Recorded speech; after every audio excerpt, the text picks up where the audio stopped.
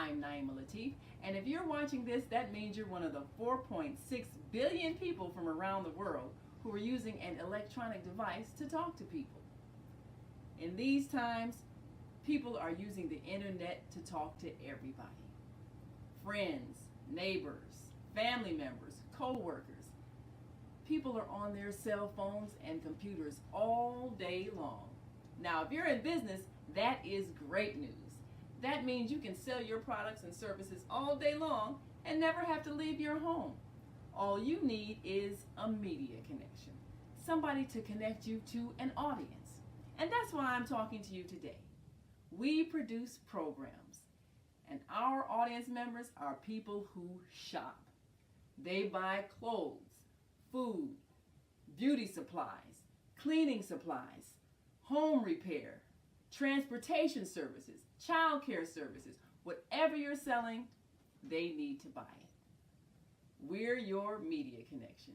Just follow this link, and tomorrow you can sit back and relax at home while your business is making you money.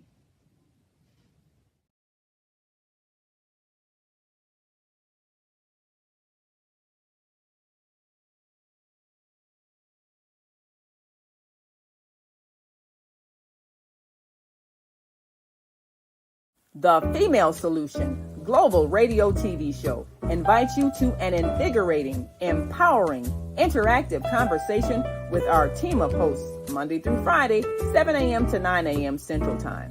Start your week with Monday Morning Mindfulness with Zelda Speaks. Tuesdays, Gathering of the Griots with Asada. Wednesdays, Repairing Family Relationships with Naima and co-host Kareem Hamid. Thursdays, Veggie Brunch Live with Angela. Fridays, Health and Well-Being with Beata. Saturdays, tune in 12 noon to 2 p.m. Central Time. First Saturday, Global Talks with Zanna. Second Saturday, Walk in Your Divine Authority with Mama Joy. Third Saturday, Move Around with Deborah. Fourth Saturday, be a judge on the virtual Teens, Tweens, and Tots Talent Contest. And fifth Saturday, join us on location as we conversate at the Elevate Cafe, owner Jackie Brooks. Sundays, join us 7 p.m. to 9 p.m. Central Time for Soul Purpose Healing with Beata.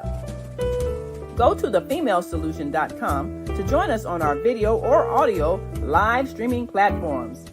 Listen at www.blogtalkradio.com/the-female-solution. Call in on the Blog Talk Radio Network 515-605-9325 or call in and comment on the On-Air Radio Network 727-731-5192. We want to hear from you.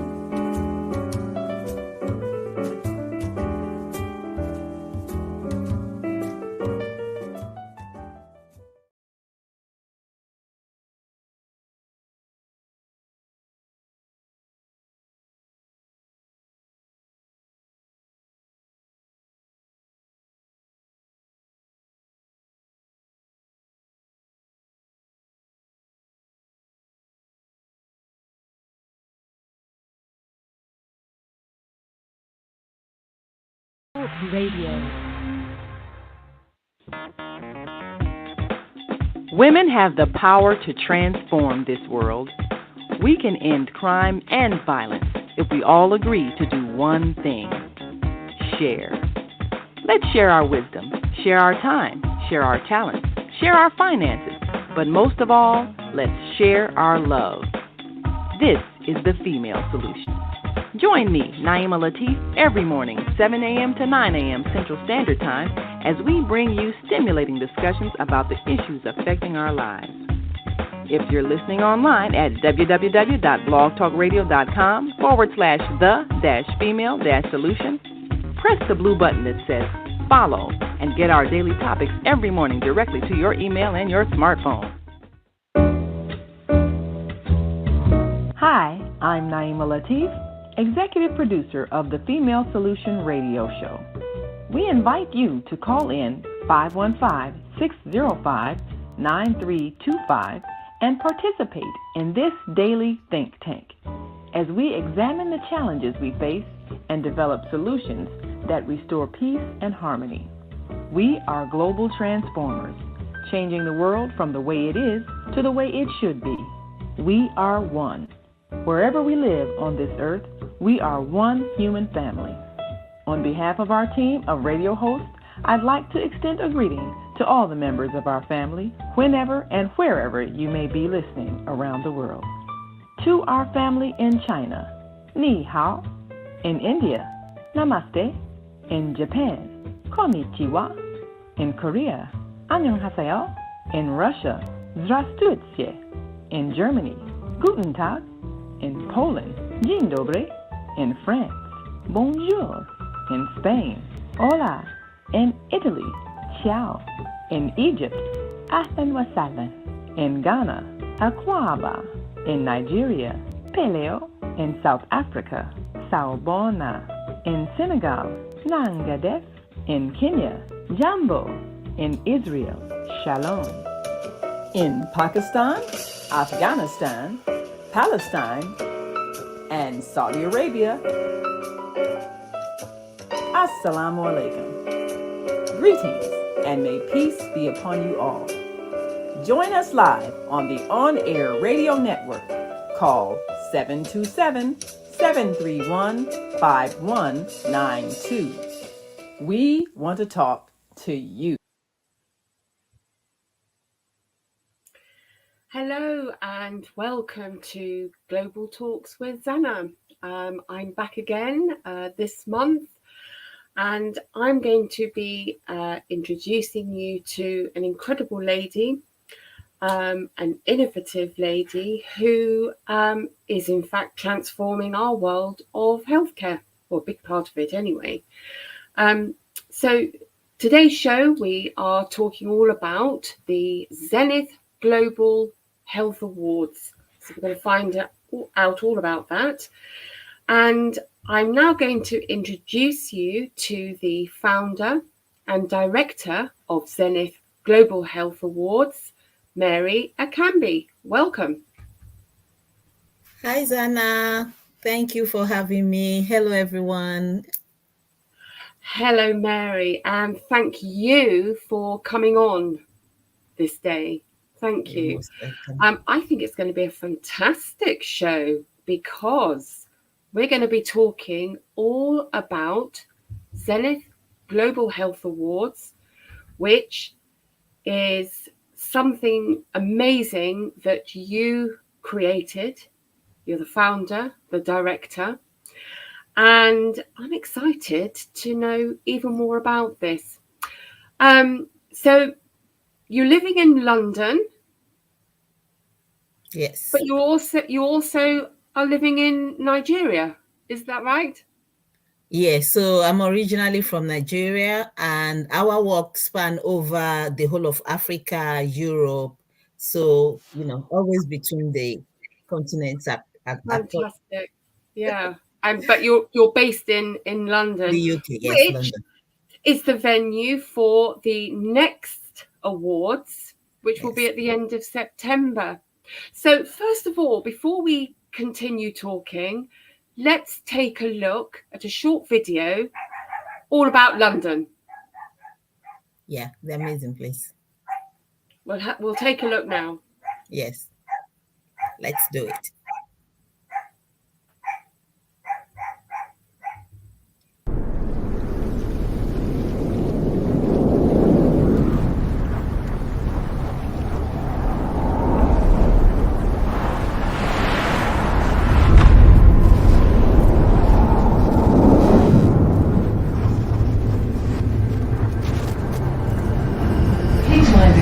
Between the train and the platform.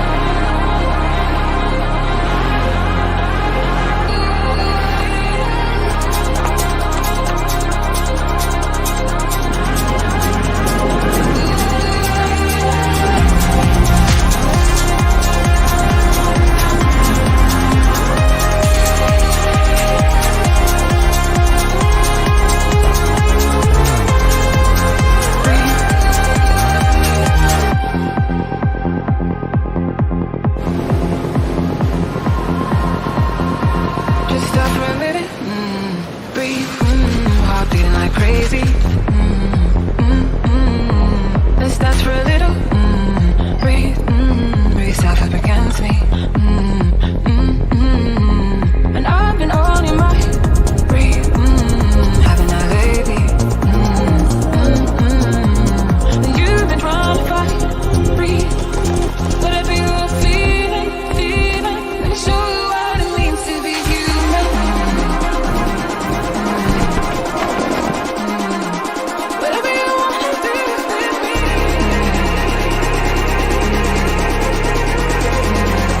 me show you what it means to be human. Let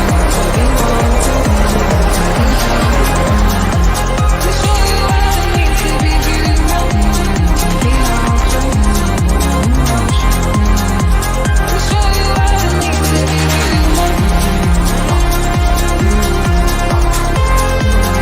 Let me show you what it means to be human.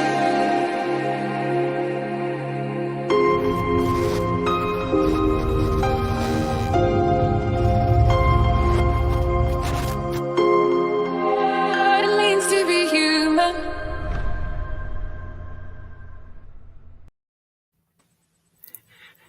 I love that. It's so video. nostalgic. It's brilliant, isn't it? I love it. I love the Yeah. City of London, though. It has so much to offer.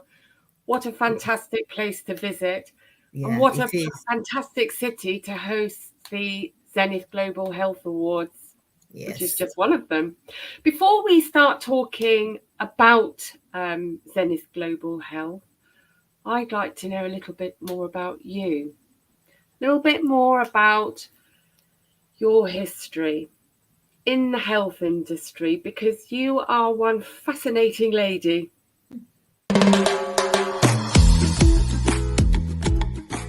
Hi, my name is Mary Akongbe, President Founder Zenith Global Health, established in the UK in 2016 by healthcare professionals for healthcare professionals.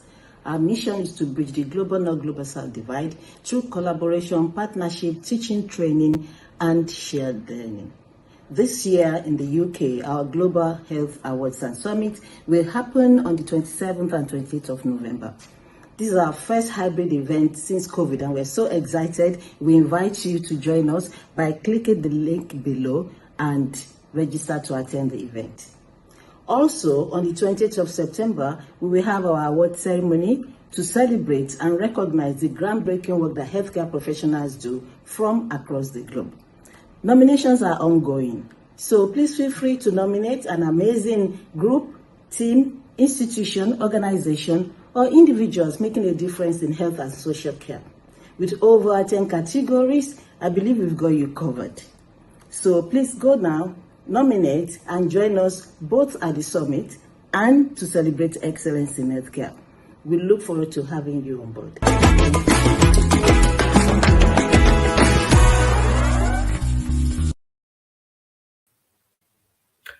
We're going to be saving the date throughout the whole programme. So for our audience throughout the programme, we are going to give you as much information as we can, where you can access the website, social media platforms, and so forth.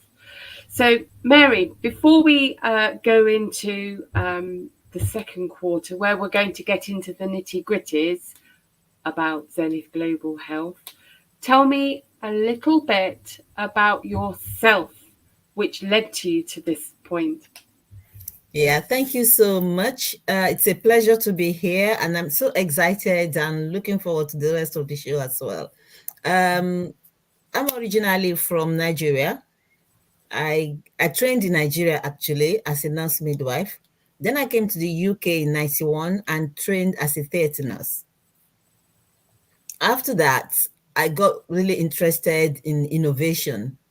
Then I trained as a anesthetic nurse and specialist nurse in keyhole surgery and robotics.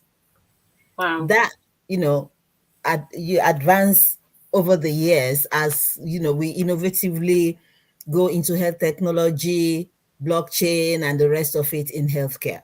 So it's safe to say I've grown up with the world of innovation and technology in health, which is my passion.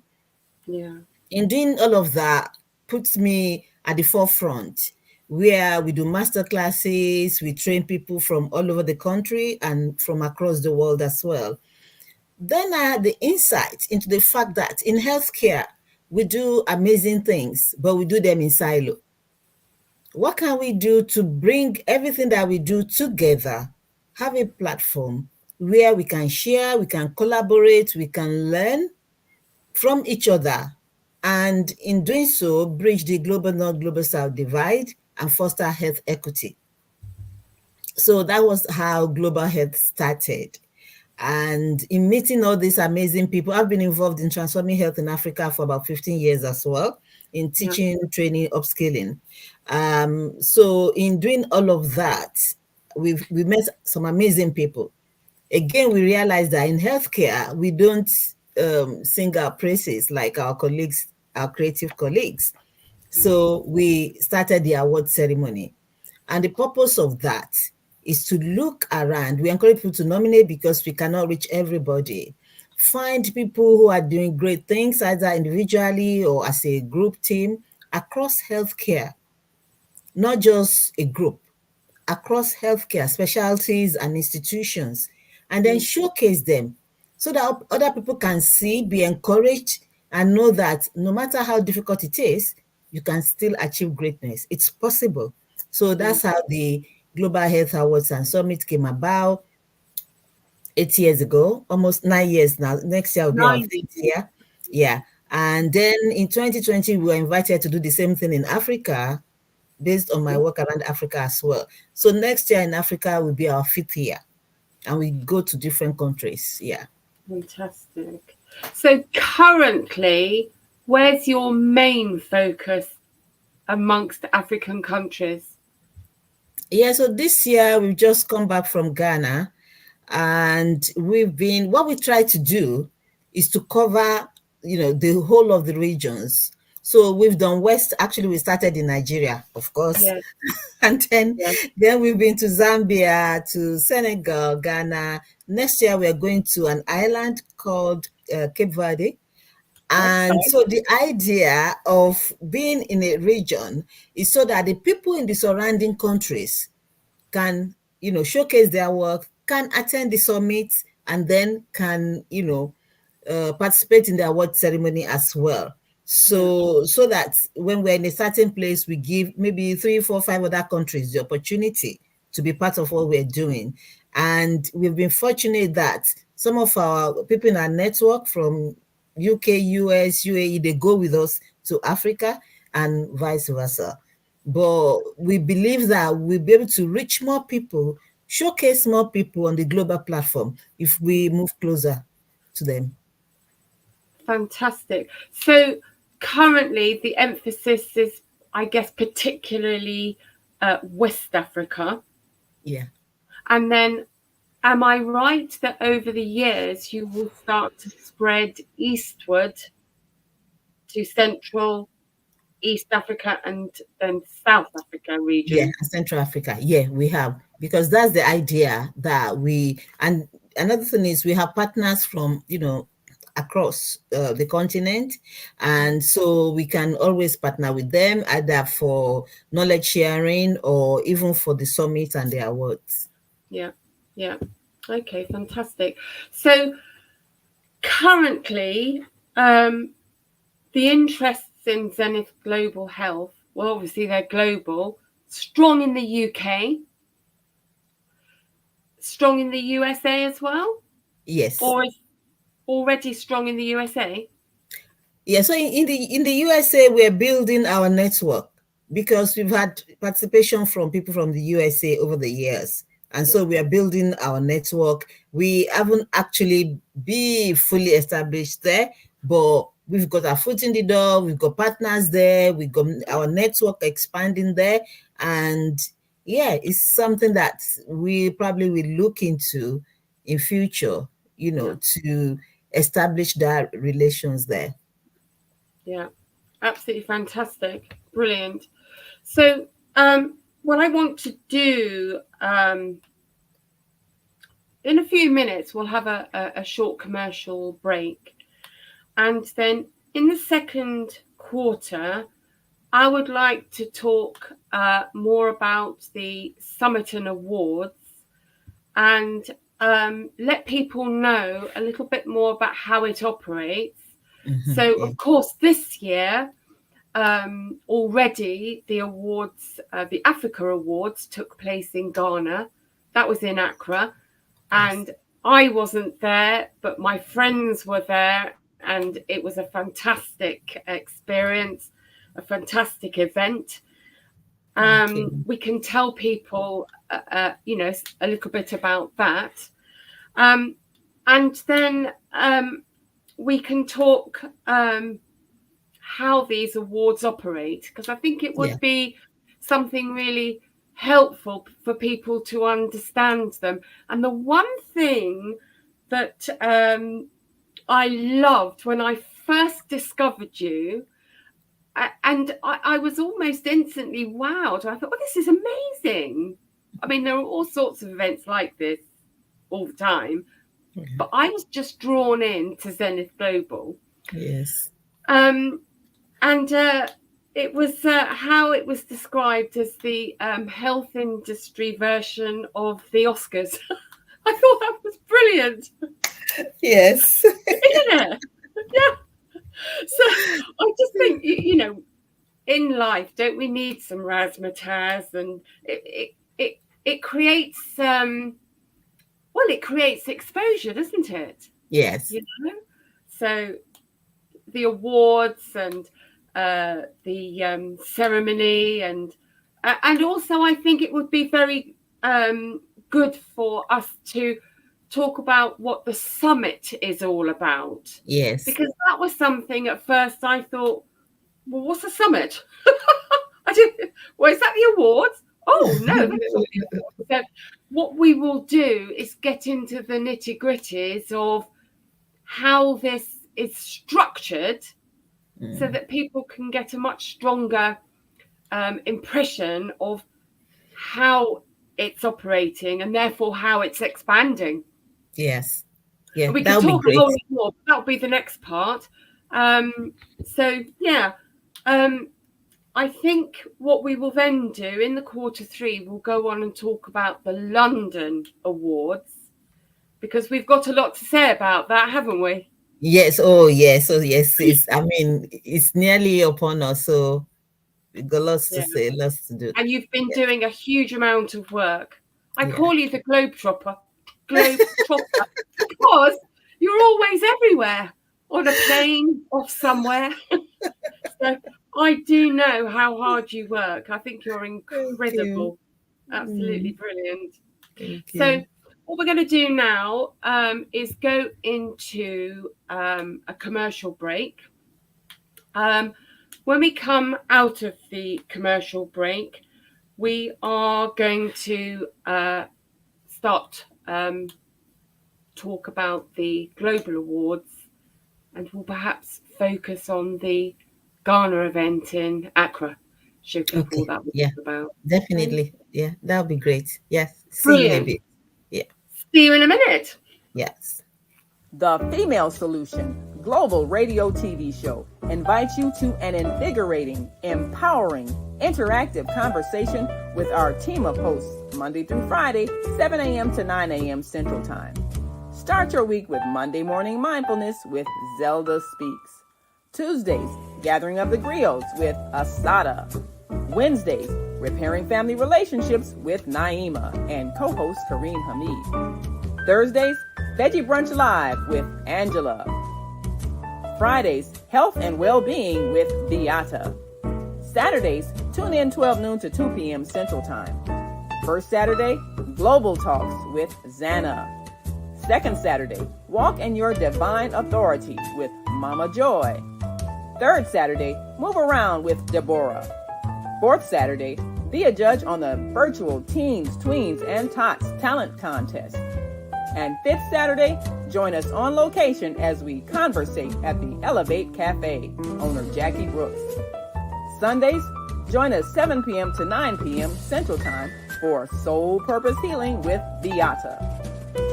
Go to thefemalesolution.com to join us on our video or audio live streaming platforms.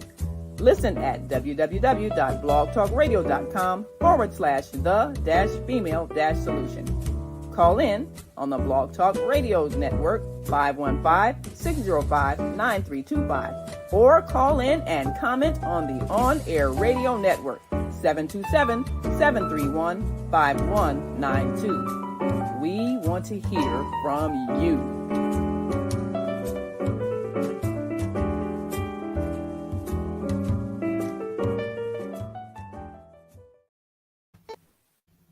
Welcome. Urine leakage? Gentle Bloom gives you confidence without cost. Long hours of protection. Absorption zone. Elastic waistband provides comfortability. Helps you lead an independent and active lifestyle.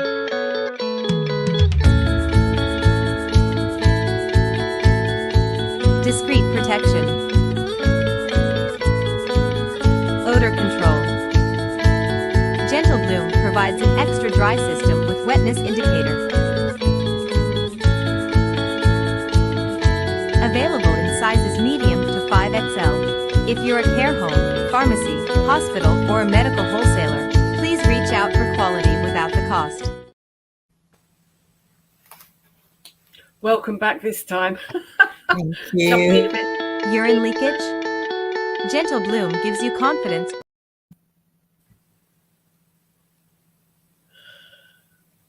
And I think we're back on. Yes. We are.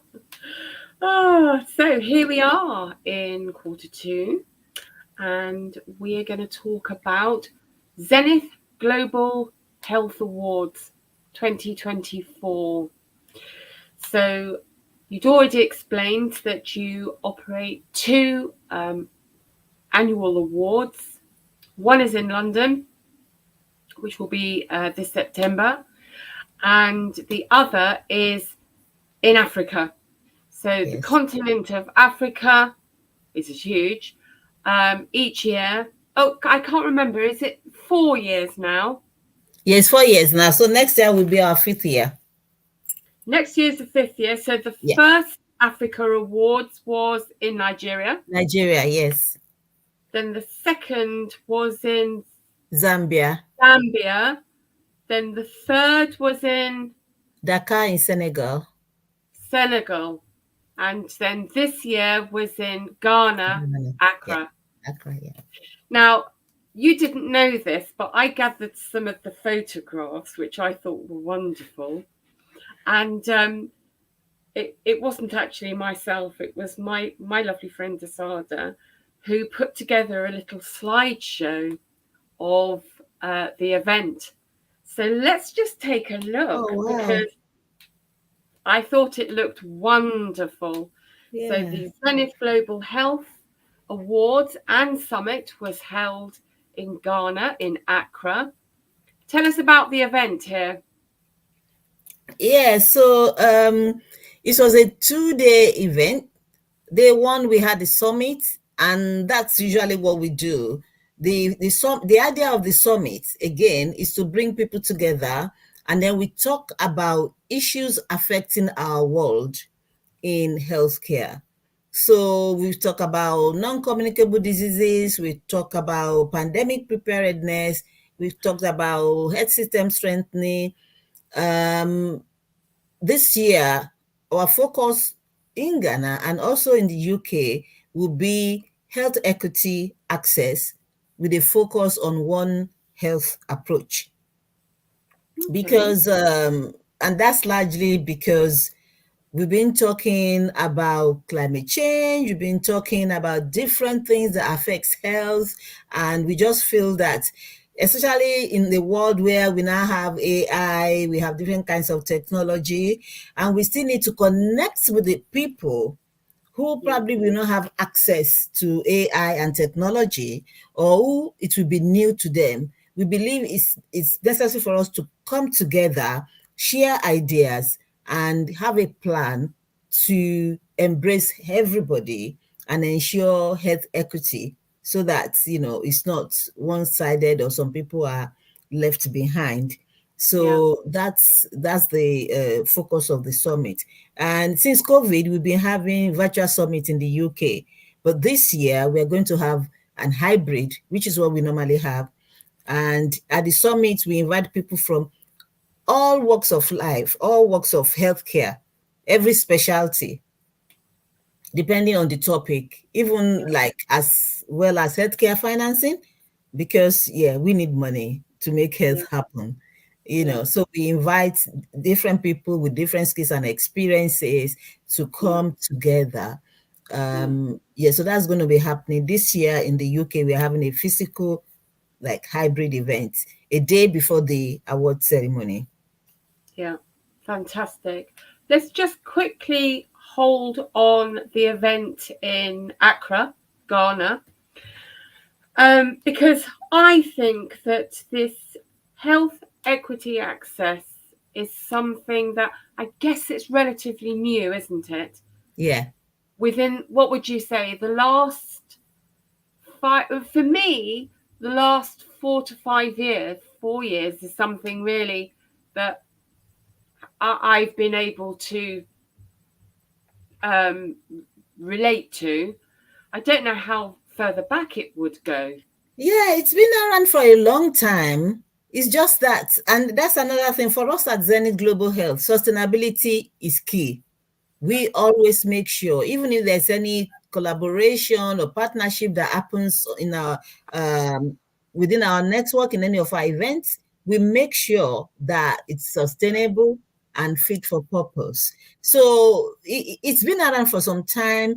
It's just it just happened that people use the word without actually harnessing it together with where and how it should be.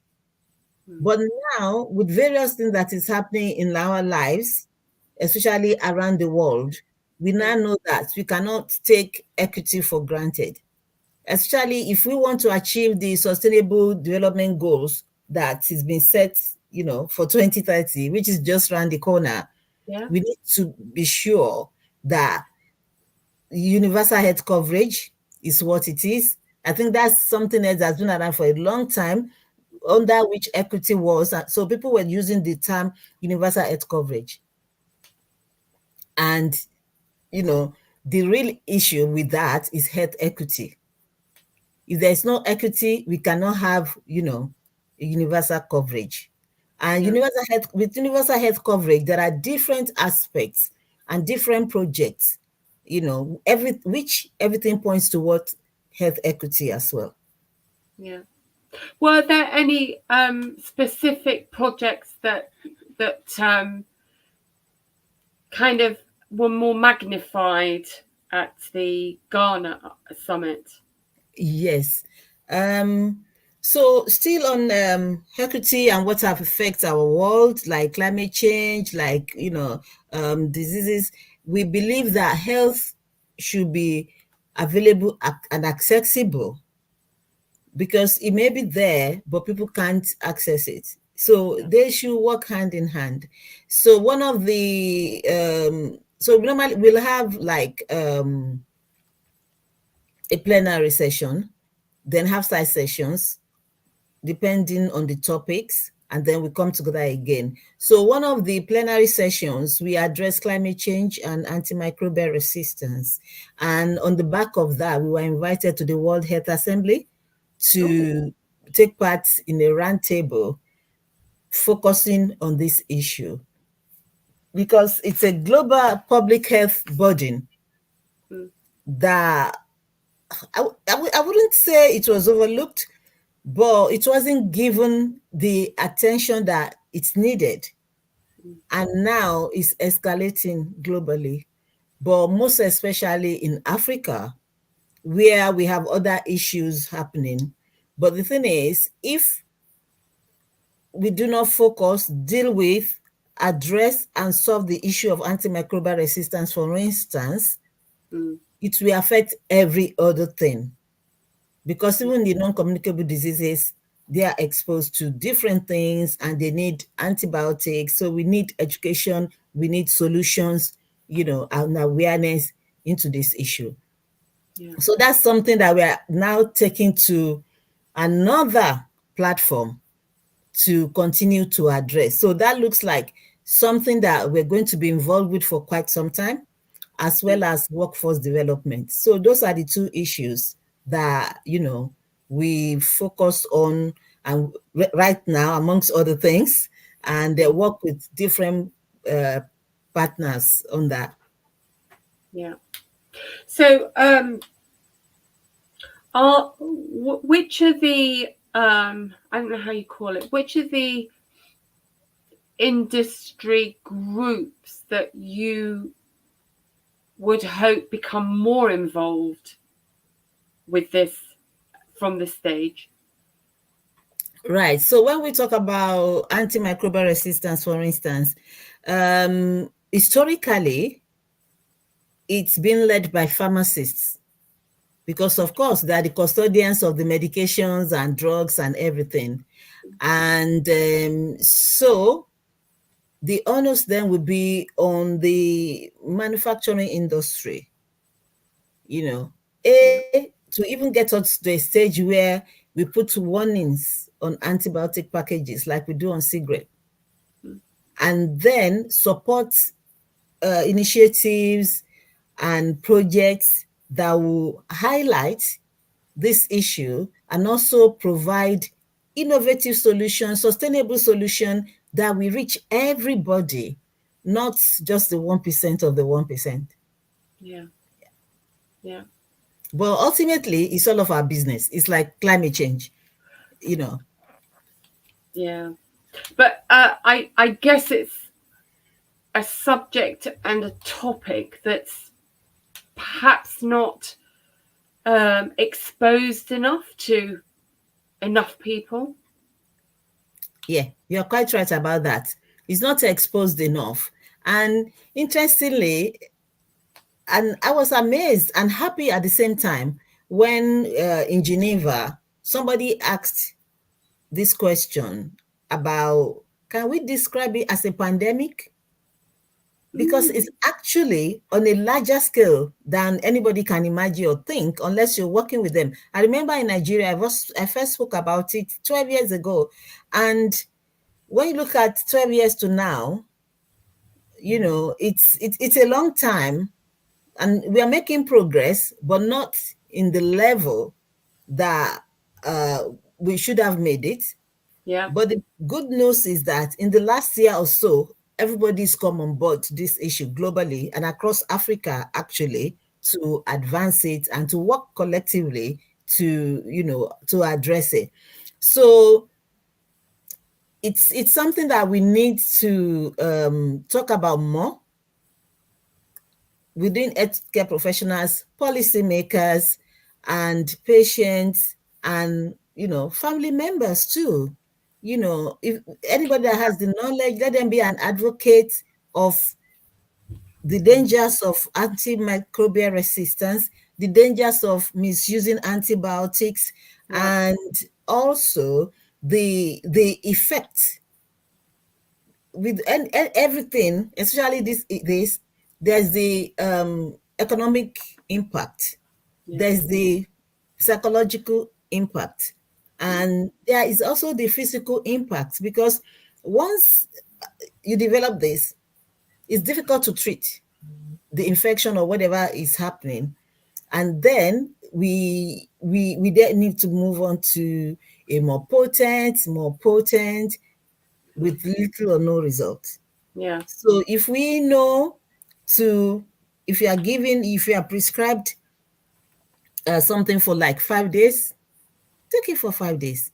But although we know that it's easier said than done, in some parts of the world, they may prescribe something for 5 days and they can only afford to buy a 3-day worth of medication, right? Or the other issue is, oh, it's okay, I've got some at home, if that's what you are prescribed. Yeah, so there's lots to do.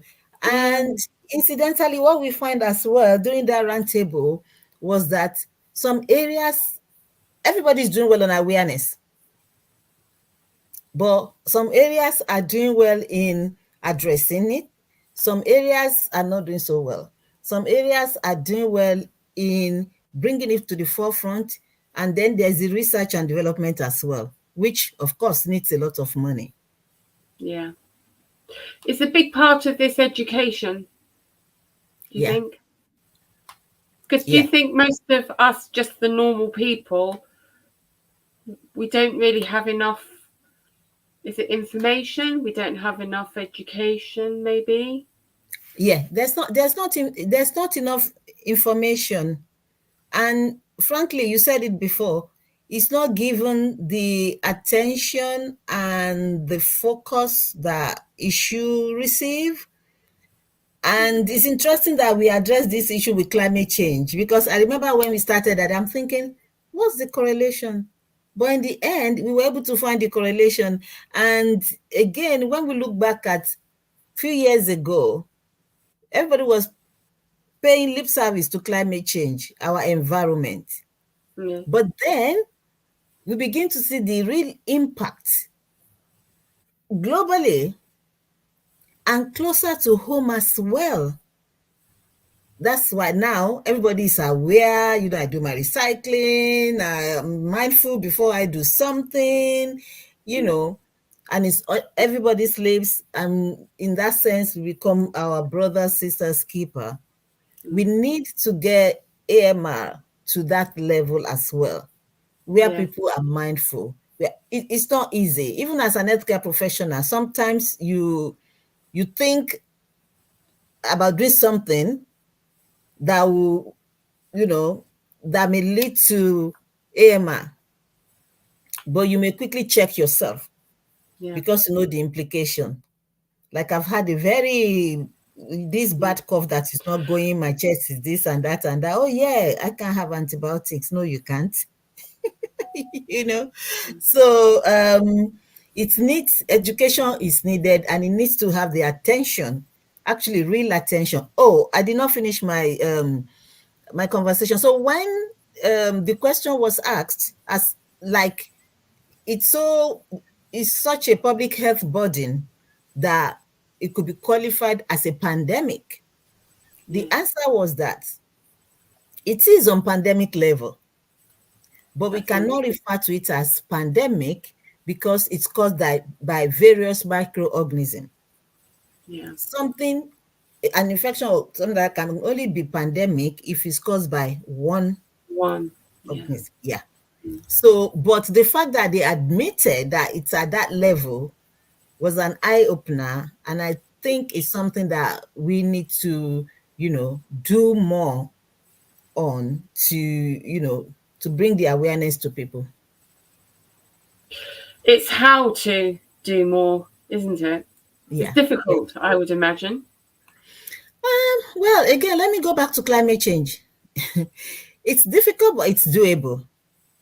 I mean, even our children are concerned about climate change now because they know that, actually in Ghana, and I'm not sure if it's in that slide, one of the people in the panel, on the climate change panel, brought like a countdown timer.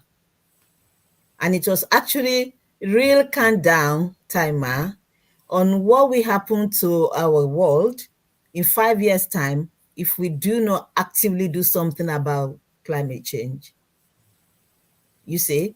So it's difficult, but it's doable. Now everybody is aware, our children, everyone is aware. So if we put that, put our focus on antimicrobial resistance, for instance, and we give him the same attention and exposure and focus and resources that is needed, very soon, people will, embrace it. And I suppose, again, like climate change, it's because, like in the UK, US, all the places like that, you cannot just go to pharmacy and say, can I have these antibiotics or that antibiotics? They look at you and think, are you okay? Exactly. Whereas in low and medium income countries, you don't even need to go to a pharmacy. Your supermarket. A supermarket even. Yeah, they'll sell it to you. Your somebody next door that works in whatever, we give you some. In your healthcare center, right? They'll prescribe it to you, for you. Yeah. You know, and that is where the danger is, because when they prescribe in good faith. But when you leave that hospital or center, what you do next is now up to you. And usually, healthcare professionals, healthcare givers, they are not aware of what happens next. You know, like I said before, you may go away and buy what you can afford. Yeah. Even when you can afford it, it says 4 times a day, you are thinking, oh God, I forgot. We all forget anyway. But then, because the impact and the consequences are not usually highlighted and stressed, you can take it for granted that you can skip it for a day or so and just pick up where you stopped. Whereas it doesn't work like that. Exactly. Yeah. It's quite precise, isn't it? The way that it enters and acts. Exactly. Yeah. Precision and timing, isn't it? Yes. Because at a point in time, the concentration will go down in your blood system, and then that's when you need your blood next dose to bring that up. But if you let it there and you next dose and next dose and next dose, you know, that's a Never different going to get story. up. It's a different story entirely. Yeah. It's a fascinating subject for sure, and it's also fascinating how this subject is I can't think of the word. This subject is then lifted up and carried on such a platform as your Zenith Global Health. Yeah. So it makes me realise the level of importance of this to highlight and to open up the conversations and get people curious. And also, I think probably, am I right to say, to perhaps you could have somebody that would be listening to this conversation and be thinking, well, actually, this is something I've been working on and I've got something to say. Yes. And it's a platform for them, isn't it? Yeah, it is. It is. Yeah. And the good thing about our platform, our organization, is the fact that we don't just address ourselves to healthcare professionals. We are open up to community society organizations. We are open up to NGOs. We are open to lay people to come. So they can come and learn. They can share their experiences.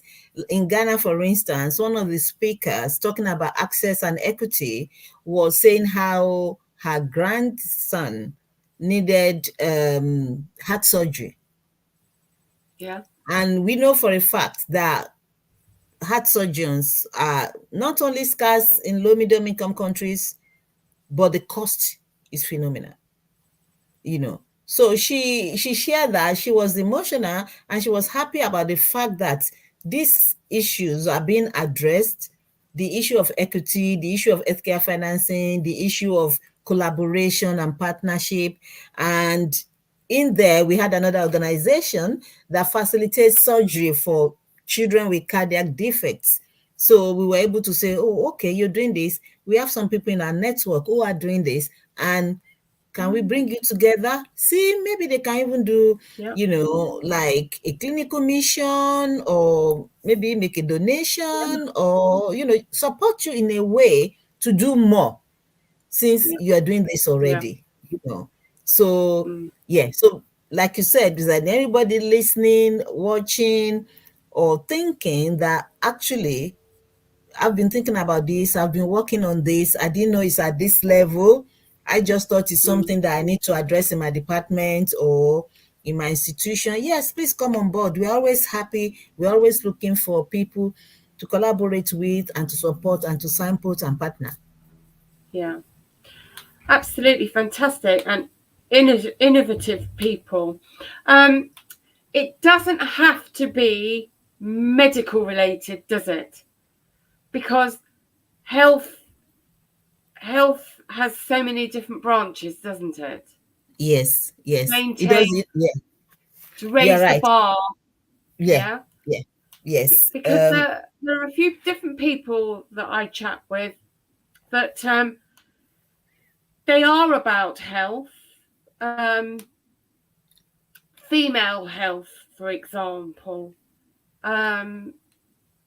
female sanitation health is massively important because the implications of women not being able to access products and healthcare causes immense problems, doesn't it, with their health?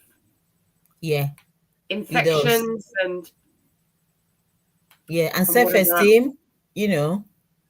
Yeah. Yeah, the So mental health, physical and then mental health. exactly. Yeah. Yeah, So, and it's yeah, interesting how something that we would think as simple as not having access to sanitary products, we have all of those effects on people, you know. And that's another good thing these days about health, education, awareness. People are beginning to join the dots and make a link between things that we used to take for granted and the impact on our health and self-esteem and well-being and family. yeah, You know, because if we have a daughter, for instance, who couldn't go to school, as parents, we begin to feel bad. We think we failed them, right?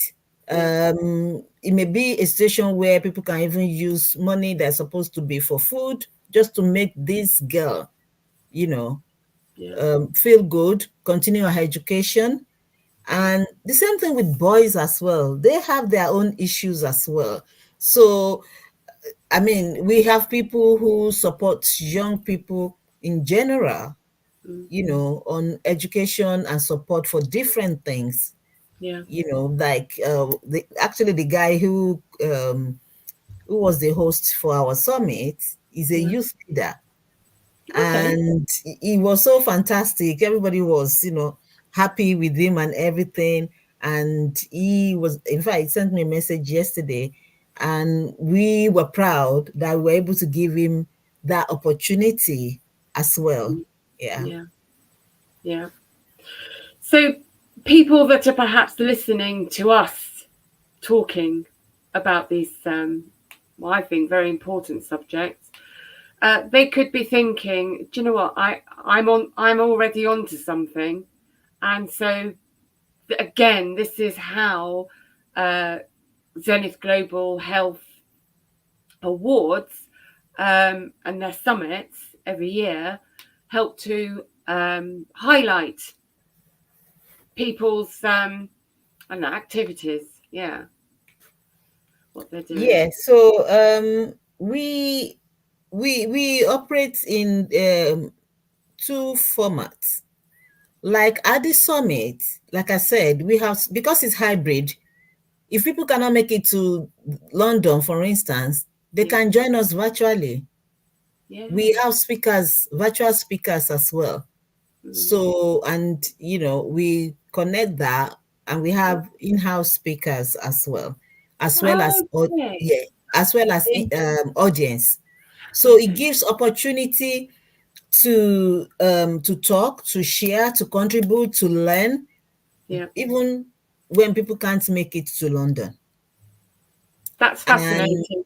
yes, and the good thing is, even these days, we are doing skills simulation demonstration virtually. So the opportunity is endless. Isn't it just? Yeah. We've come to the end of Q2. I don't know how that happened so quickly, but it did. And we're going to take a short commercial break now. But in Q3, I would like to focus on the London Awards. So you've already mentioned how it becomes possible for people to participate without actually being there. We'll talk about that in a moment. So short commercial break, and we'll come back and we're going to talk a bit more. Okay. All right then. See you in a bit. Do you ever find yourself needing more absorbency and the protective product you are wearing sometimes just isn't enough? allow us to introduce you to Gentle Bloom high absorbency pull-up pants, tailored for your comfort and wellness. Designed with your needs in mind, these pants feature an elastic waistband that contours to your body for the perfect fit. They also offer a natural underwear-like finish for discreet wearability. They are soft and easy on the skin thanks to their breathable fabric and high cotton content. The pants absorb liquid quickly and provide outstanding comfort with their extra dry system, complemented by wetness indicators and a 3D leak prevention channel. Leave your worries behind with the advanced odor protection, neutralizing odor for up to 9 hours. Tailored for light to moderate levels of incontinence, these pants enable you to stay active and mobile. Choose the right product for your needs and set the stage for a happier, more active lifestyle with Gentle Bloom high absorbency pull-up pants. The Female Solution Global Radio TV show invites you to an invigorating, empowering, interactive conversation with our team of hosts Monday through Friday, 7 a.m. to 9 a.m. Central Time. Start your week with Monday Morning Mindfulness with Zelda Speaks. Tuesdays, Gathering of the Griots with Asada. Wednesdays, Repairing Family Relationships with Naima and co-host Kareem Hamid. Thursdays, Veggie Brunch Live with Angela. Fridays, Health and Well-Being with Beata. Saturdays, tune in 12 noon to 2 p.m. Central Time. First Saturday, Global Talks with Zanna. Second Saturday, Walk in Your Divine Authority with Mama Joy. Third Saturday, Move Around with Deborah. Fourth Saturday, be a judge on the virtual Teens, Tweens, and Tots Talent Contest. And fifth Saturday, join us on location as we conversate at the Elevate Cafe, owner Jackie Brooks. Sundays, join us 7 p.m. to 9 p.m. Central Time for Soul Purpose Healing with Beata. Go to thefemalesolution.com to join us on our video or audio live streaming platforms. Listen at www.blogtalkradio.com/the-female-solution. Call in on the Blog Talk Radio Network 515-605-9325 or call in and comment on the On-Air Radio Network 727-731-5192. We want to hear from you.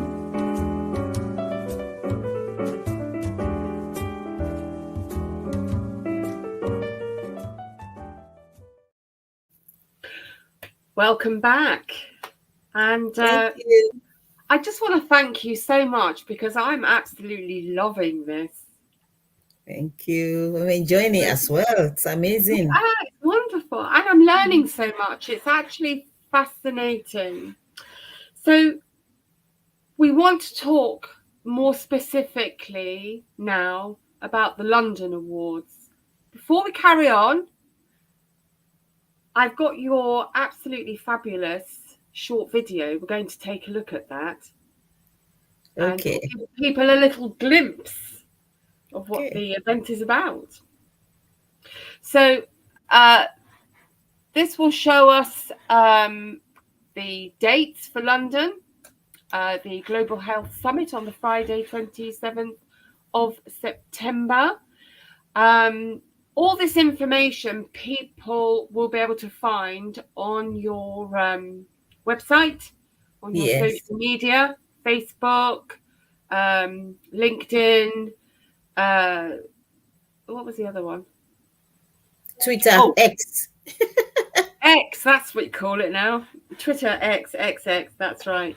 But what I would really like everybody to see in a moment is the short Zenith Global video, which will show the London Awards. And that must have been from last year, I guess. Yes, that's the 2023 year. Yeah, fantastic. So we're just going to wait for that to come on. And when it does, I'll stop talking. Not that one. It's the other one. It's the other one. We'll get there in a minute. But I do want people to see that one because I just think it shows how fun these events are. Yes. So yeah, and I think that of course it's important, but they're fantastic events for people to come to and network amongst each other. People can be nominated for their great works and achievements and so forth. People and businesses have the opportunity of sponsorships. Yes. At the event in various different ways, which shortly you'll be able to talk to us about. And other than that, if you want to get your glad rags out and dress up and have a fabulous evening, why not? It's amazing. Yeah, it is actually, and it's a good opportunity as well to connect in an informal setting. So all of the professionals will be there in the evening, and they bring their family, friends, colleagues as well. So yeah, so the opportunity is there to, especially when you see people who are being nominated, talking about what they do, how they do it. It encourages people. And we've had many collaborations from that as well. Like, oh gosh, I didn't realize that in my specialty, we can work together with this one and, you know, do more for our patients generally. Yeah. So can you just first of all give a quick overview of the Zenith Global Health Awards London, and what happens on the first day? That's on Friday the 27th. Yeah. And then what happens on, that would be the evening, I guess, of Saturday the 28th. Yeah.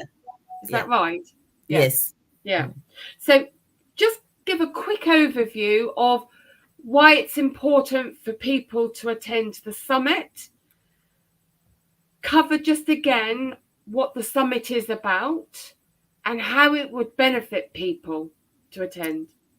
Yeah, so the summit is a formal setting. So like I said before, it's going to be hybrid, and we'll have different speakers to speak across many areas, from leadership to workforce development, healthcare financing, climate change, health technology, AI, and maternal and child health, and everything around health equity, actually, women's health. So we have them in segments and in sections.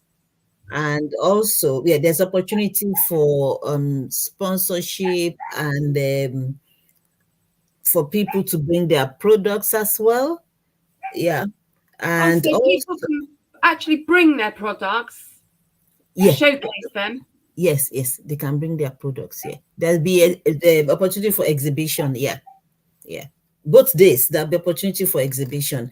And so the second day, the evening, is an informal setting. So coming up to the awards ceremony, like now, we've had nominations from across the world. In 1 week, in exactly 1 week, our judges will start working on the nominations to shortlist, and the shortlisted candidates will then be invited to the awards evening, where we will announce the winners. It's a ticketed event, and details are on our website as well. Now, the awards are in 3 tiers, if you like. So we have the lifetime achievement, which is peer nomination. So it'll be somebody who's been in health and social care for a while. They've got impact globally. We can talk about them either in their specialty or generally, and people will say, oh yeah, I read his textbook. Oh yeah, his study is what we're using in this institution. Yeah, he has a method that we've been using for 10 years. Yeah. So people like that, they qualify for the lifetime achievement nomination. The final decision lies with our advisory board. Then we have the special recognition, which is similar to lifetime achievement, but maybe not as long as, people that will qualify for lifetime achievement. Then we have all the categories that we showed earlier, and we try to cover all the areas as much as possible. Last year, we introduced the Allies in Healthcare category because we realize that, like as you said earlier, we cannot do it alone as healthcare professionals in health and social care. We have people who are not connected with health, but they are doing great things in the community to support, to help, like the ones that won last year. They support people who's had cancer to connect digitally. They give them SIM cards. They give opportunity for them to learn using the computer. They, different things like that, so that they are not lonely or be overlooked because they cannot access this app. As you know, everything is technology these days. Or they are alone in their house because they cannot make phone calls, because we all know that, non-communicable diseases, it's a long-term thing and it affects people in different ways. So, and I mean, well, I think the founder at cancer got well, so he just felt like, I think from his experience and from talking to people, he felt this will be good. So people like that, we realize that we need to acknowledge and showcase what they do as well. So, and we have about, I think, 13 categories, which covers almost everything. So if somebody knew of a company or an individual or a small community or whatever, and they thought, listening to us talking, do you know what, I know somebody who's doing something amazing, they could go to the Zenith Global Health Awards website. They can locate the nominations categories. And if they weren't sure, they could message you and say, look, I want to nominate this, but I'm not sure which category. And you would be able to advise. We get that all the time. There's on our website, there's a contact us page. Where you can go, send an email, and a member of the team will pick it up and answer you. We endeavor to answer within 24 hours, if possible, maybe 48 at the most. So, so we are welcome. I mean, you're welcome to send your inquiries. Sometimes people ask about, especially nomination, I think there's an aspect that says 300 words or so. And we know that to actually put in something tangible, you need more than 300 words. But that's all we can allow on the website, the way it's configured. So people say, what do I do? So we sometimes tell them, look, you can do an attachment, you can put a link. Maybe you've done something that you put somewhere, put a link to it. We put all of those together and give them to our judges. So please feel free to contact us. Absolutely brilliant. And so just to clarify, it's not about the number of nominations, it's about the quality of the nomination itself. Yes, thank you. Because sometimes we get like, and I don't blame them. As we go to different places, as we go in year in, year out, we have people coming on board. They give us insight to what happens with other awards platform. For some awards platform, they determine the winner by votes. We don't do voting. We do it by merit. Some people even charge for you to nominate. We don't charge, because for us, it's about showcasing, acknowledging, and celebrating. Okay? And we want as many people as possible that are doing great things to be able to come forward and be part of it. Now, sometimes it's the number of nominations that you have with some platforms. So that's why, we get overwhelmed. And so we always say that, look, you can nominate yourself for maybe 2 categories or so, but it's only 1 nomination. For instance, I can do excellence in nursing and midwifery and do health technology, because those 2 are my areas, they cross. That's fine. But I don't need 20 people to nominate me for excellence in nursing and midwifery, 50 to nominate me for, no. Actually, it disqualifies.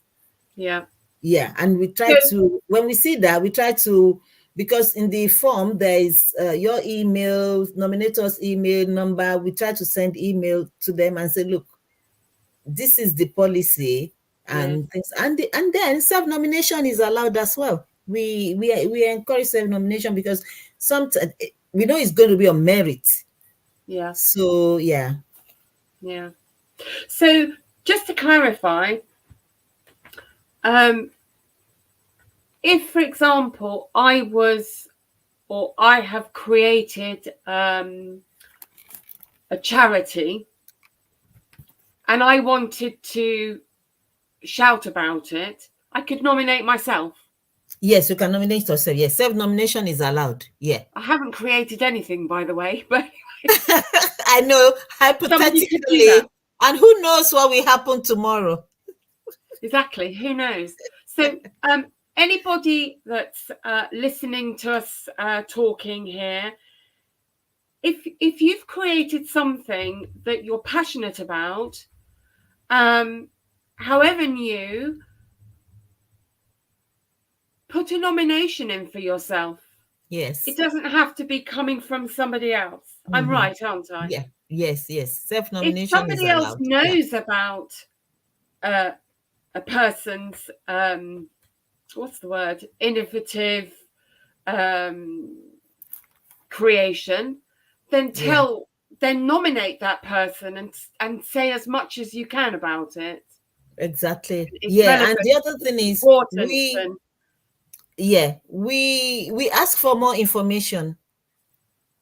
If you are nominated or you nominate yourself and we see that, okay, what you're doing is great, but you haven't really given us enough, before we pass it on to the judges to give everybody a fair chance, the coordinator or somebody from the team will send an email and say, please, can you tell us more about what you've done? Can you add maybe a link or testimonial or project or anything that you've done to support your nomination? Because sometimes we find, because our judges will look at everything. They'll find you on social media. They'll find you in a research gate. They'll find you different places. They'll look to make sure what is on is what you've done, you know. And if you've done something, you haven't put it there, and the other reason we ask that is that sometimes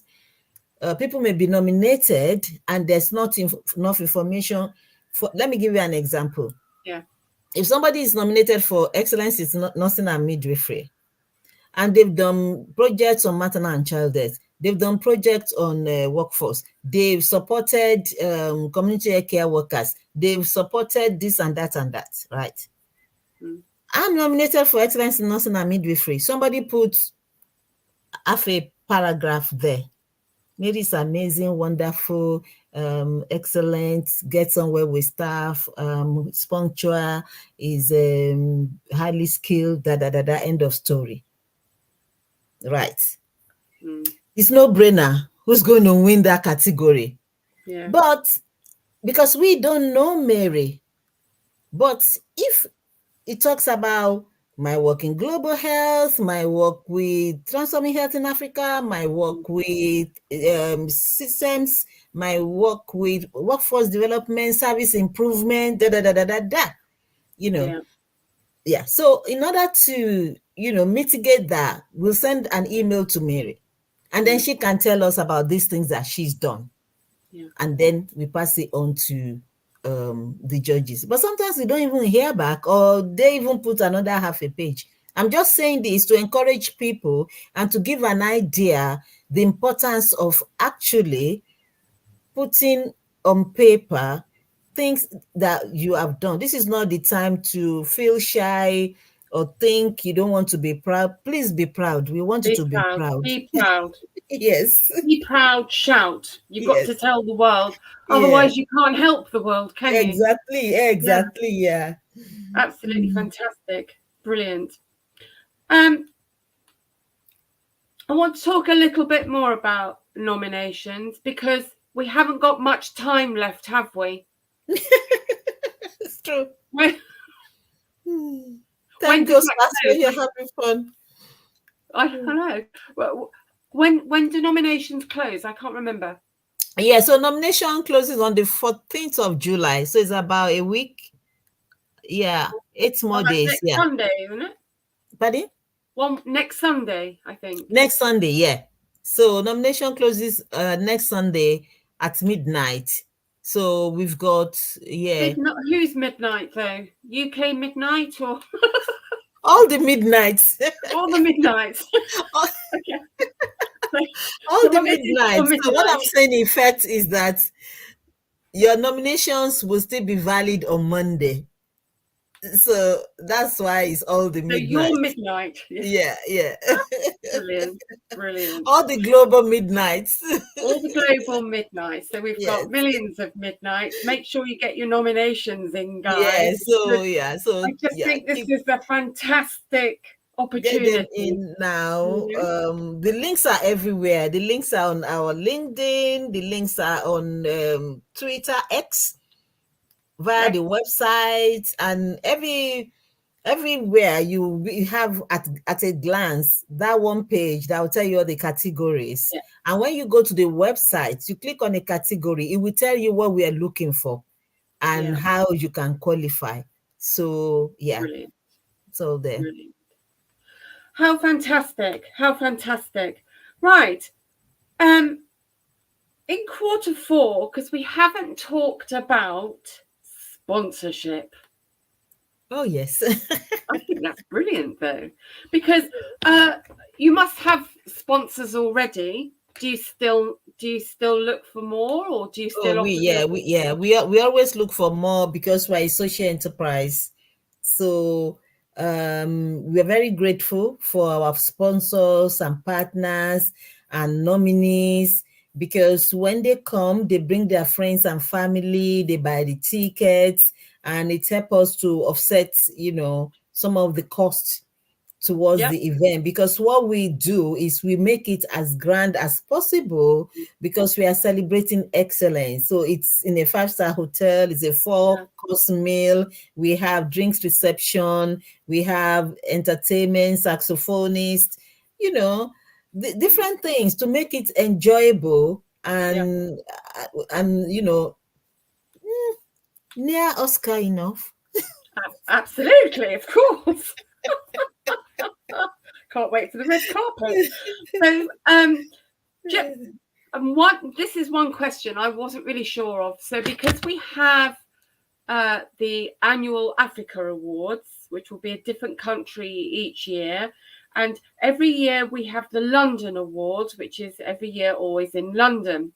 Now, could you have an African project, but you want to highlight it at London? Can you do that? Oh, yes, we can do that. That's why we're global. So you don't have to wait for the next Africa one. No, we don't have highlight to. it. Yeah. For instance, like you said, I've been all over recently. So after one of our headline partners was from Morocco, right? And after I came back from Geneva, I was invited to Egypt. And I've been invited back to Morocco, Rabat this time, and then South Africa.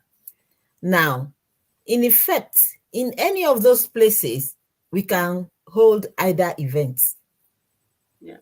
We've been invited to the UAE. So it's going to happen there at a future date, which we will announce and, share the details, everything on our website. Yeah. So it could happen anywhere. Any of them could happen anywhere. Yeah. So Zenith Global. So global means anywhere. You could be anywhere in the USA. You could be running a mission in the Latin Americas. Yeah. You could be a company within Asia, India, Malaysia, wherever. Yeah, we have partners in China. We'll be working with some institution in Nicaragua. Yes. Wow. Yeah. So. Yeah. Truly global. Absolutely brilliant. I'm loving this. I have to say, I'm so excited about your company. From the Thank moment you. I spotted it, oh, what's this? I know. I've loved it ever since.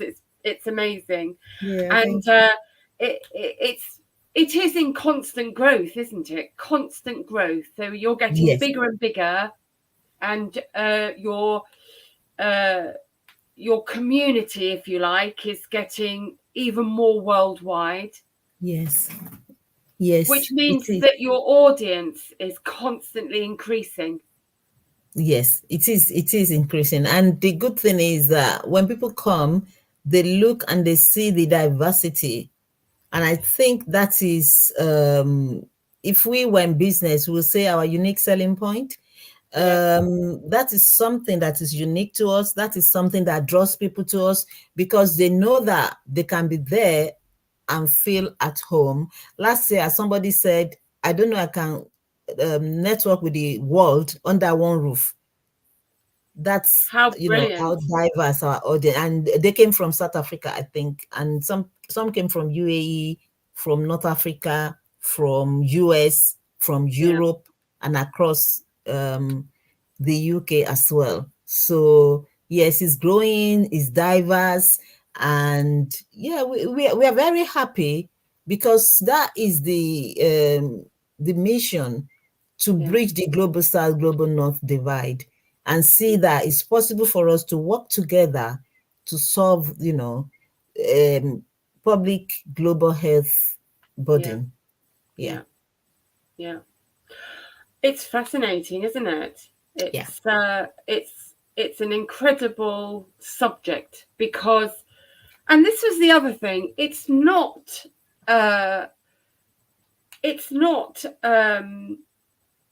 something that's just subject to business and companies needing growth. It's something that involves everybody. Yes. Because you may not be creating a system, but you may be actually needing something. Yes. So you may be just a member of the public and come across Zenith Global and miraculously become like that guy who created the system for cancer patients. And you could say, that's me. I need that. I need to connect with this because I'm desperate for help. Yeah, definitely. And they are the only organization in the world, by the way. So they're a good organization to partner and connect with. And they are looking to expand beyond UK as well, because what they are doing is fantastic. There's somebody else in our network. She lives in the UK and she supports people when they, especially women, when they go for their treatment, scans, everything, supports them with childcare, support them with counseling, support them with the mammogram and things like that, So there's connection and correlation in what we do. And it's important, yes, for people to be aware that these services are available.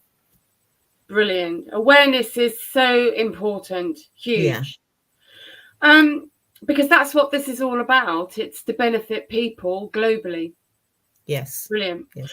We are going to go into a commercial break. We promised our audience to show a wonderful glimpse into the London event. So when we've gone through the commercials, we're going to be entering quarter 4, which is the last quarter. It's gone really fast. We're going to, so please, audience, look forward to this little video because I absolutely love it. And you'll be wanting to buy a ticket, I'm sure.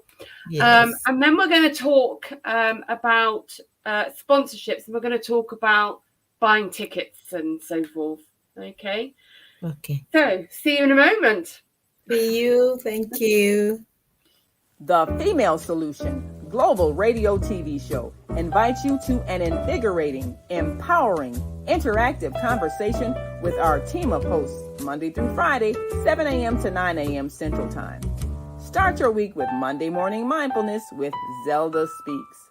Tuesdays, Gathering of the Griots with Asada.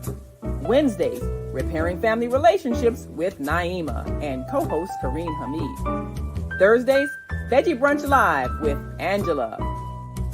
Fridays, Health and Well-Being with Beata. Saturdays, tune in 12 noon to 2 p.m. Central Time. First Saturday, Global Talks with Zanna. Second Saturday, Walk in Your Divine Authority with Mama Joy.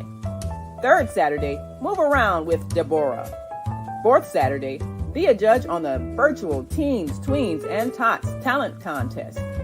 And fifth Saturday, join us on location as we conversate at the Elevate Cafe, owner Jackie Brooks.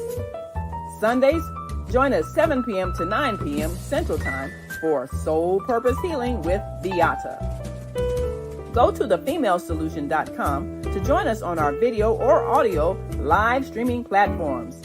Listen at www.blogtalkradio.com/the-female-solution. Call in on the Blog Talk Radio Network 515-605-9325 or call in and comment on the On-Air Radio Network 727-731-5192. We want to hear from you.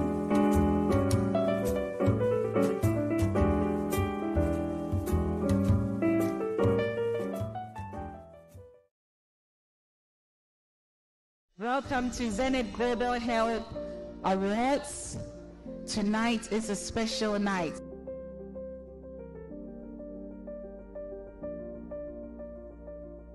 We nursed the nations back to health. I want you all to give yourselves a round of applause, please.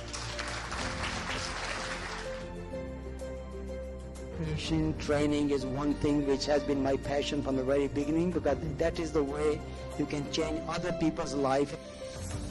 I'm honored to be here. Absolutely inspiring night, full of energy, full of joy. This is for my mentees. It's very important that we transfer our skills to the next generation. It's been inspirational, it's been fantastic.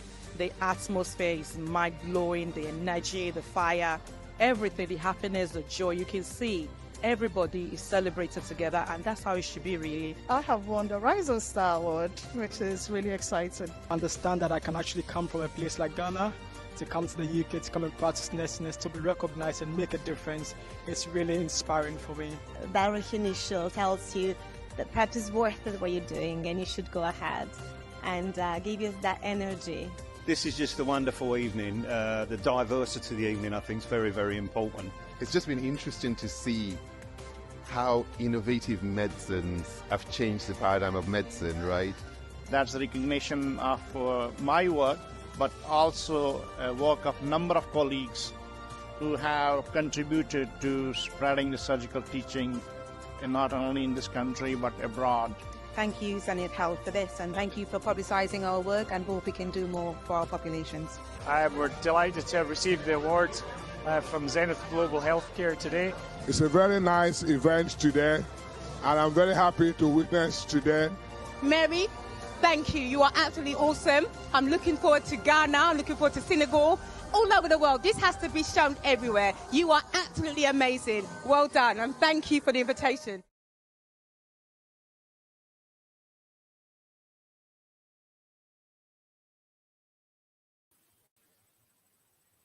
Oh, welcome back, everyone. Oh, wow. I love that video so It's different when you watch it back, because, I mean, the atmosphere and the way things go on the evening is usually like, I don't even know what's happening. Each time I watch it back, I have different feelings, different, I don't know, it's just amazing. Yeah, great. Even if I say so much. Emotion. Fantastic.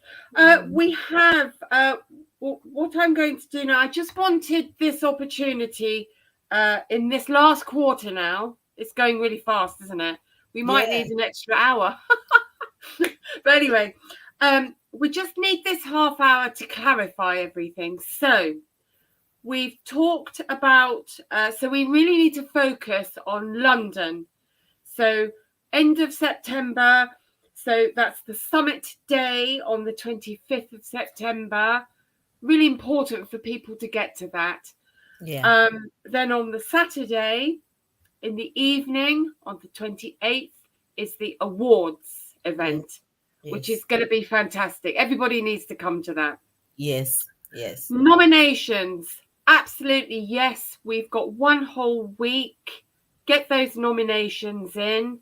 You need as much information as possible. And that means people can include links, testimonials, etc. Okay.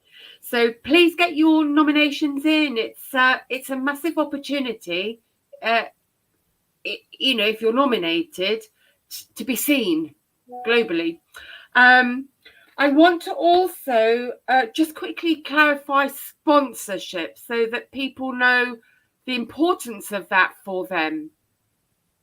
Yes, so like I said, we are a social enterprise, so we appreciate sponsorship, donations, which can be done, through requests on our website. They contact me, or even direct messages on our social media. We've had that before, when people will send us a direct message and say, how can I support this wonderful thing that you're doing? And it varies, and with different amazing value propositions that is relevant. It can be tailor-made to the organization's requests and things like that. You may say, okay, since I'm not going to be there, so I don't need an exhibition table. So we give you other things like visibility on our website, on every flyer, every brochure, backdrop. There are different things. And for those who will be present, we also, depending on the level of commitment, you can have, different things, attached to it that is negotiable, like I said, depending on the need of the organization. And we've had individuals who would just say, you know what, I just want to sponsor 5 people to attend. I just want you to give this to, 4 maybe nurses who would have wanted to be here or couldn't be here. We have somebody who sent me a message today and said, look, we've, put something together for some people in our network so they can attend. And this is how many of them can attend, So there are different ways that you can support, and the sponsorship, they are in, different levels as well. We have platinum, gold, silver, exhibition only, advertisement only, and of course, support in different ways. And a chance to be up on stage in front of an audience. Yes. So the other thing we do as well is we can brand your sponsorship to a category. For instance, if you're a tech company or digital company and you want to showcase your organization, your product, what you do, we can brand it to that category. So you get on stage, you present a category, you talk about your organization, you do a call to action. So Brilliant. Yeah, different value propositions. Fantastic. And you can also be a speaker, depending on what your area and your focus is. You can be, there's opportunity for our sponsors to be part of the panel as well. Fantastic. Brilliant. So all this information, get to the website and send it emails in if you need to, to be more tailored to your needs, etc. Mary, we have got callers on the line. And oh, wow. I know. And what I want to do is, if possible, invite the wonderful Naima into our show, because she's an incredible lady. She is. I mean, I'm looking at the advert of this female solution show. So, Naima, are you there? Yes, I am here. Great. Welcome. Yes, fantastic show. We've got comments I've sent because I've, of course, recently traveled to a global peace conference and met many people throughout the world, and so they're all on my WhatsApp list. So I'm sending them all out the links and so forth. So I'm getting some comments from the WhatsApp people. I'm trying to figure out how do I transfer it to the screen here so you can see. But we've got of course, number of people who are from Ghana who are really enjoying the show, and I know we've got some listeners on our on-air radio network line. Fantastic. And on our Blog Talk radio line. And of course, we want anyone who is listening and wants to call in, or if you're watching and want to call in. Yes, please. We want your comments. I think this is a fantastic event that I'm hoping really helps people address some major issues that we all worry about. And let me see if I can pull up a few of the WhatsApp comments. And the exciting thing about this is that people, everything is just a plane ride away. So you can be anywhere in the world and decide to come to this global health conference. Yes. Because the subjects, the issues that we face, everybody is going through the same challenges. Yes. And so if we are able to help them to find healing, that will be phenomenal. But of course, I did want to let me open the microphone for one of our guests. Minister Plump, are you still with us? You can unmute.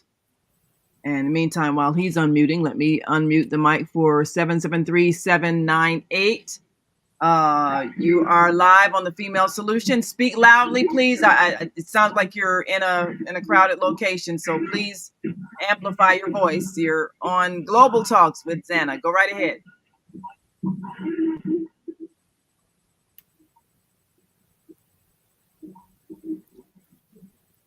Are you able to speak a little louder? I'm sorry, they've got a lot of background noise. Well, we're going to have to wait until they can get to a quieter place. And yes, No Angelina, and she is a friend that I met from. Let's see, what country was it from? I believe she is. Oh, Lesotho. Okay. No, Angelina Jacinta. She's a principal of the Morifi Community High School in Lesotho, is watching, and certainly says she's really enjoying the show. And, there are people who are wanting to know, how do they bring this conference to their city in whatever country? Wow. What is that process like to do that? Okay. Call you, or what do they need to, what qualifications do they need to have? Do they need to have the location already? What do they need to have in order to bring the conference to their city? Okay, so it happens in two ways. We've had a bid in the past.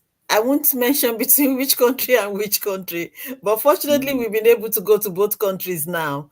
So we've had a bid in the past, but the most important thing is for the government, like the Ministry of Health, the WHO in that city or that country, to be receptive, right? Because we want, they spearhead most of these things, so their input is important.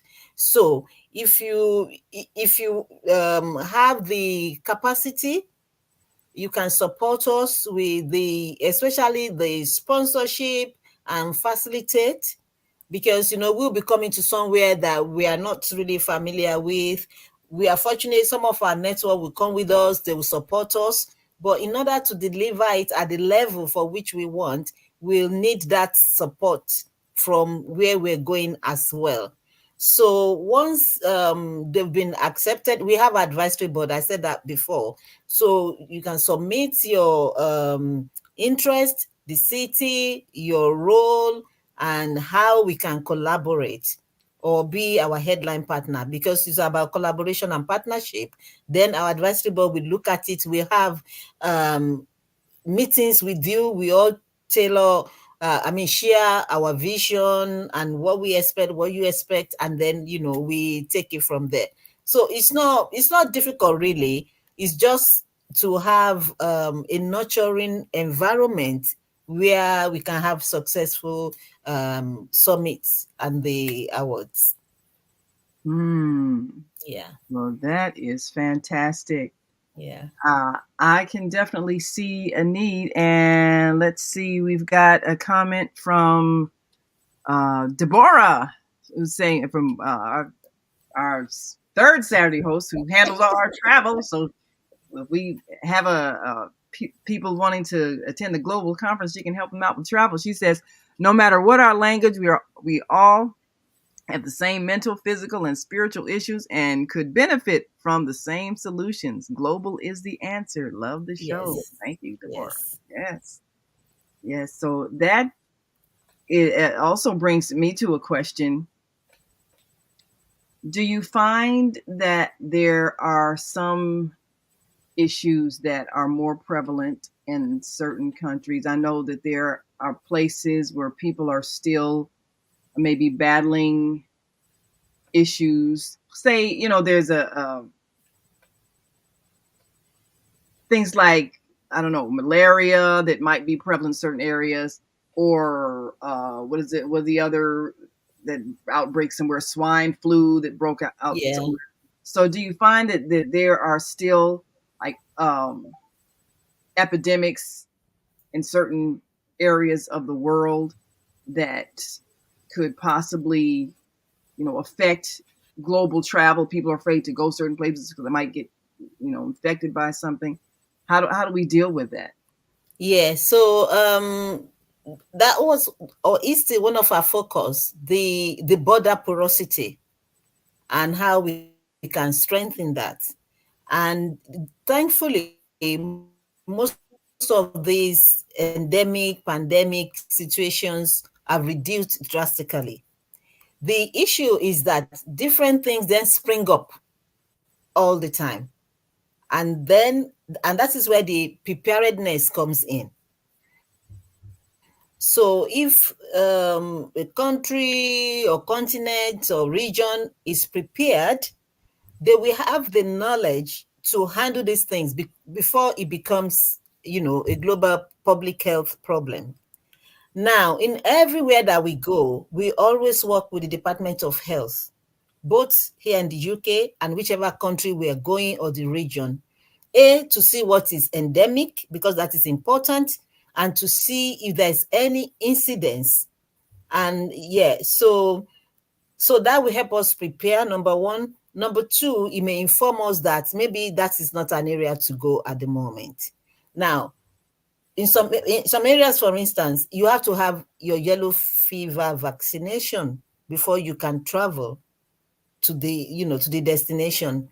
Some areas with malaria, I can say that, we've overcome that to a larger extent. And again, it's about prevention, it's about being aware, because we may not know that even that in some areas where it's not pronounced, it may be endemic and we don't know. So it's about being prepared, it's about being aware. Like I was looking at one particular place, and what we were looking at from the information from Department of Health is, okay, if anybody falls ill, what is the closest thing, what is available, what is not available.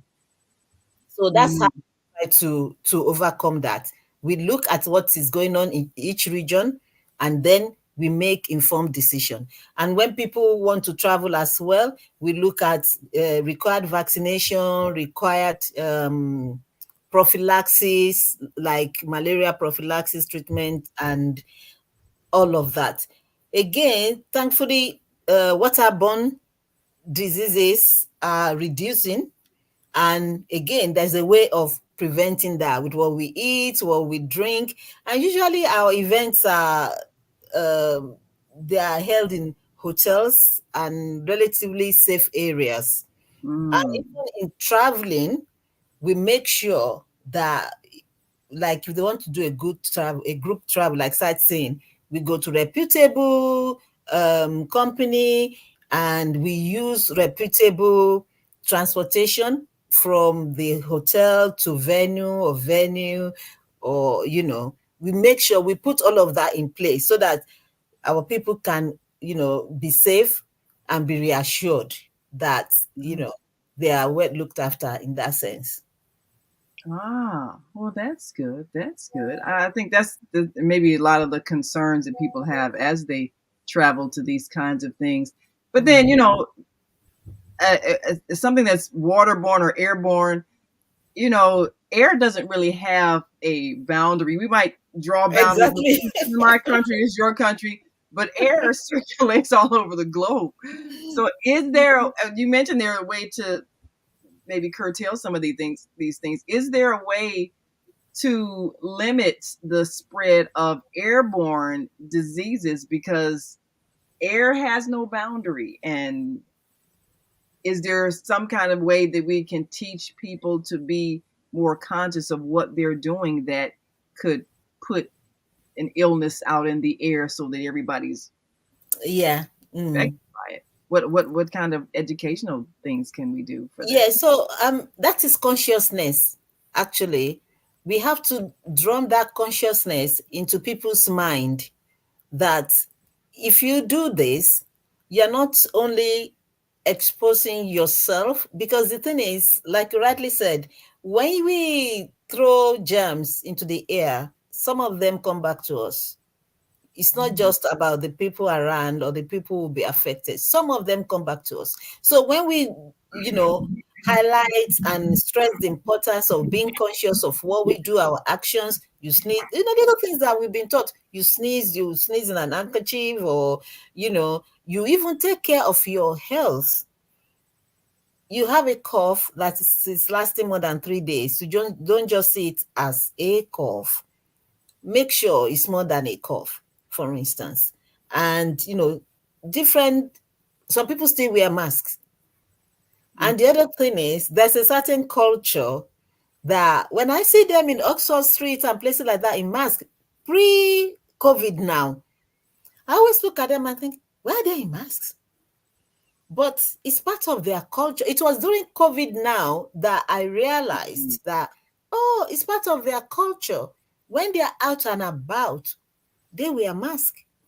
Yeah. So again, that is, consciousness, being aware of simple steps to take. And also, I think sometimes we can be too polite or afraid. The other day we were coming on the tram and this guy was just, don't care, don't know. And everybody was looking at each other like, who's going to be the first to get up and leave this carriage? Oh, yeah, that's another one. Smoking in public places. Yeah. When I went to China, I noticed that, like you mentioned, I think people wore in some masks. instances, The pollution is so bad. we can politely say, are you okay? Our people here, they master that one. Are you okay? Are you okay? And do you want a tissue? Do you want... I hear that gentlemen in those days, they carry handkerchief to give ladies when, they... That might be a thing to do when people sneeze. So maybe we carry a box of Kleenex, and because, like I said, we look after ourselves as much as looking after each other. And if people are aware, the simple fact that when you do that, you inhale back some of these germs and they multiply, then maybe that will trigger their consciousness and be more proactive about prevention, and then we get, less airborne diseases or illnesses. Yes. Well, I know we've got to go, and we want to make sure we remind people of how they can get involved in this upcoming global health conference, and even contact you if they want you to bring this to their city. Yeah, so the contact information is on the website.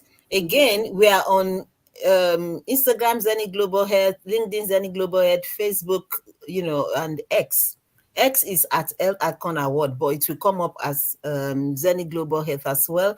You can DM, you can send email. I think there's a phone number there as well. But I think DM email will be quicker because, we may not be able to take the call at the time you're calling, and especially because of the difference in time zone and everything like that. So to participate in the summit, to nominate for the awards, because like I said, it's global, we accept nomination from all over the world, and to join us at the awards evening. You see how glitzy and glamorous and happy and how everybody is. Just send a message. You're all welcome. Together we can make a difference in the world and turn it into not the way it is, but the way it should be. Like Absolutely. Oh, you have been absolutely fantastic. Phenomenal. Enjoyed You're every phenomenal. minute. It's been fantastic. It's been fun. It's been educational. It's been informative. And it's been I can't think of the word now, completely left me. But what I want to say is, for everybody, get involved. Get involved. You're always active on social media. If you can come to the event in London, book a ticket and come. Yeah. Come to the awards. Come to the summit. Come to both. Yeah. If you have a way to become further involved, nominations or a sponsorship, get in touch and discuss it. If you need answers. If you have been listening and watching on this show, and perhaps you wanted a chance to say something, ask a question, and you haven't been able to, get in touch via the website or via any of your social media platforms, correct? Yes. And it's a good opportunity as well to meet the policymakers because, like I said, we've been fortunate to have the ministers, policymakers, the rest of this and that, within our network. And they do come to support.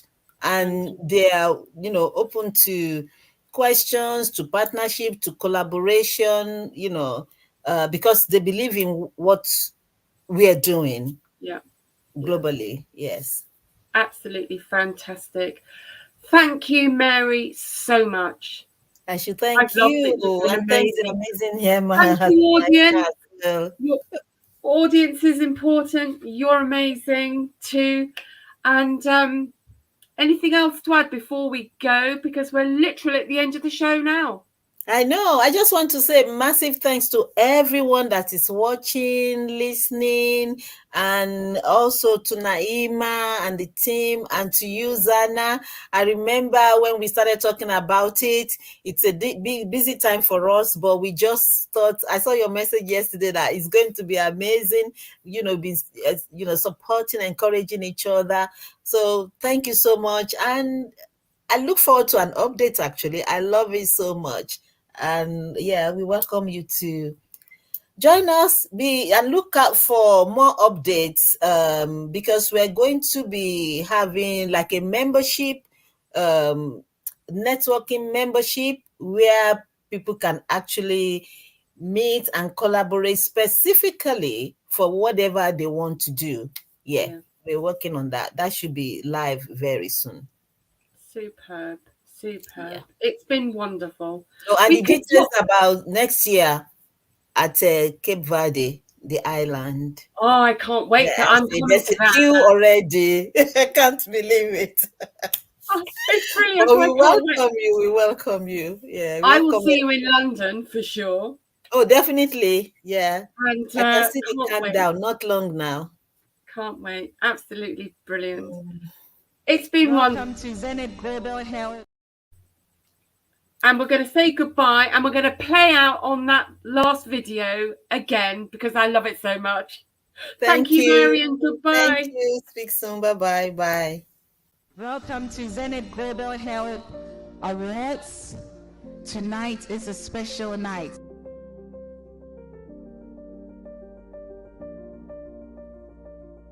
We nursed the nations back to health. I want you all to give yourselves a round of applause, please.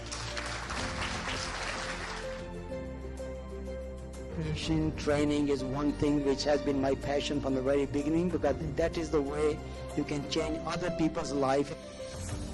I'm honored to be here. Absolutely inspiring night, full of energy, full of joy. This is for my mentees. It's very important that we transfer our skills to the next generation. It's been inspirational, it's been fantastic.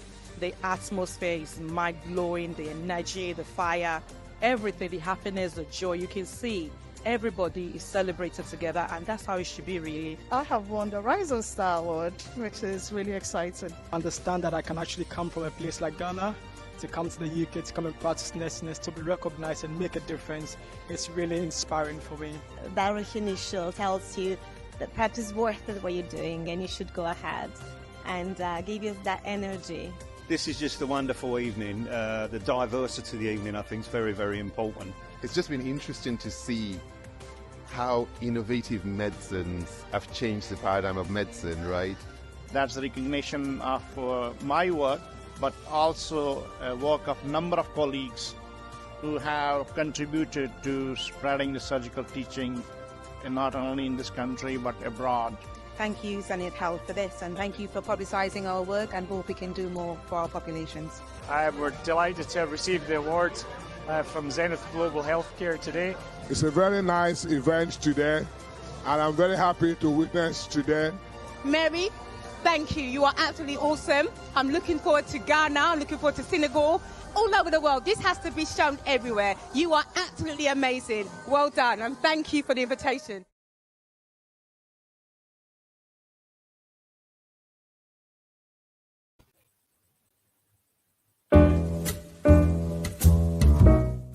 We've come to the end of our show today. If you missed any broadcasts, go to our website for the audio and video archives at www.thefemalesolution.com. On behalf of our team of radio hosts, I'd like to thank all of you who participated in today's discussions. And to our global family joining us from all around the world, we say thank you. To our family in China, xie xie. India, Dhanyavad. Japan, arigato. Korea, kamsamnida. Russia, spasiba. Germany, danke. Poland, dziękuję. France, merci. Spain, gracias. Italy, grazie. Egypt, shukran. Ghana, madasi. Nigeria, eshe. South Africa, ngiyabonga. Senegal, jareh. Kenya, asante. Israel, toda. Pakistan, shukriya. Afghanistan, tashakur. Saudi Arabia and Palestine, shukran. Assalamu alaikum wa rahmatullahi wa barakatuhu. Thank you, and may peace be upon you and the mercy of God and God's blessings.